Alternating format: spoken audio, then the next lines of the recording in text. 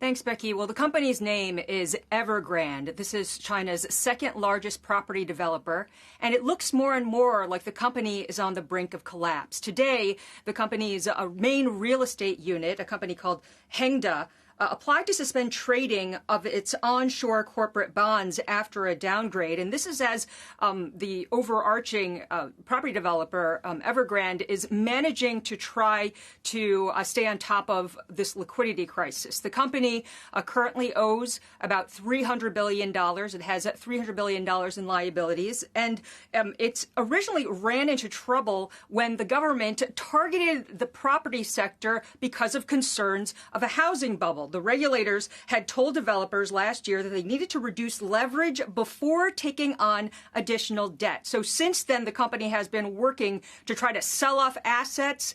But it says that, for example, like an EV unit, totally unrelated to its real estate core business. At the same time, it said that it's having a lot of difficulty trying to sell off those assets. And then this week, the company warned that that it would see a significant decline in its property sales this September, a time when usually people are buying and selling property all the time here, and that could heighten cross-default risks. So all this week, and even a couple days last week as well, the investors in Evergrande, as well as some of the homeowners, have actually been mobbing the offices of the companies in various parts of the country, demanding that they get their money back. So this is increasingly looking like a social issue. The company, in fact, just disclosed to some of those investors that the billionaire founder's wife had actually bought some of those same investments, about $3 million, trying to message to them that they're in the same boat as these investors. Investors, though, not very impressed at all. The fear now, of course, is that there could be contagion.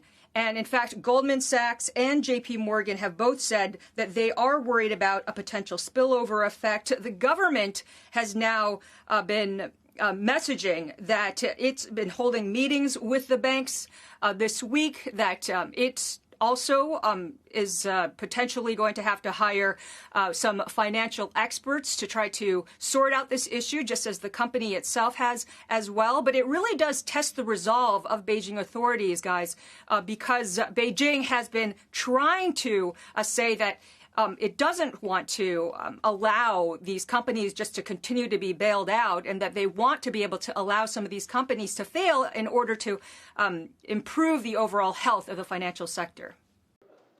Shepard Smith here. Thanks for watching CNBC on YouTube.